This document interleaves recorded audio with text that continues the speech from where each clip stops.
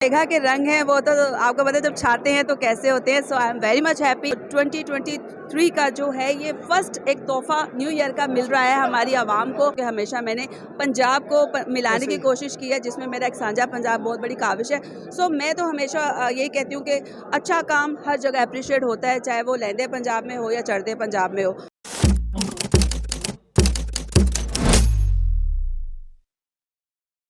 अस्सलाम वालेकुम नाज़रीन, मैं हूं कुर्बान प्रिंस और आप देख रहे हैं हमारा फेसबुक और यूट्यूब चैनल। इस वक्त हमारे साथ पाकिस्तान थिएटर इंडस्ट्री की कतालान म्यूज़िक की भंगड़ा क्वीन अदाकारा और गुलकारा मेघा जी मौजूद हैं। उनसे गुफ्तगू करते हैं और जानते हैं फिल्म रंग इश्क-ए-दा के हवाले से। अस्सलाम वालेकुम मेघा जी। वालेकुम अस्सलाम। कैसी हैं आप? मैं बिल्कुल ठीक हूँ, आप कैसे हैं? अल्हम्दुलिल्लाह। रंग इश्क-ए-दा पर आई हैं, इश्क का रंग आप पर भी चढ़ा?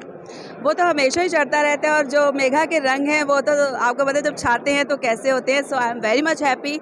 और स्पेशली आज मेरी खुशी की इसलिए भी बहुत बड़ी वजह है कि ये हमारे जो 2023 का जो है ये फर्स्ट एक तोहफा न्यू ईयर का मिल रहा है हमारी आवाम को, और एक खूबसूरत मूवी सिनेमास की जीनत बनने जा रही है। सो मेरी तरफ से एंटायर टीम जो रंग इश्क-ए-दा की है उसको बहुत ज़्यादा दिली मुबारकबाद, और स्पेशली जो इस फिल्म के डायरेक्टर, राइटर, प्रोड्यूसर जो हैं परवेज़ कलीम साहब, उनको बहुत बहुत ढेरों मुबारकबाद कि उन्होंने हमेशा ब्लॉकबस्टर्स उन मूवीज़ दी हैं। मेघा जी 2022 में the legend of Maula Jatt I, Zarar I, teach button I, कायदे आज़म जिंदाबाद, लंदन नहीं जाऊंगा, एक से बढ़कर एक फिल्में आई जिन्होंने रिकॉर्ड बिजनेस की है बॉक्स ऑफिस पर। साल 2030 को कैसा देखती हैं? पहली फिल्म तो ये हो गई, आगे भी एक सिलसिला इसी तरह चलता रहेगा, तो कैसा देख रही हैं? आई एम वेरी मच ऑप्टिमिस्टिक, और हमेशा मैं कहती हूँ कि always hope for the best. तो 2022 में तो झंडे गाड़े हैं ना पंजाबी मूवीज़ ने, तो यकीन माने it will be gonna rock.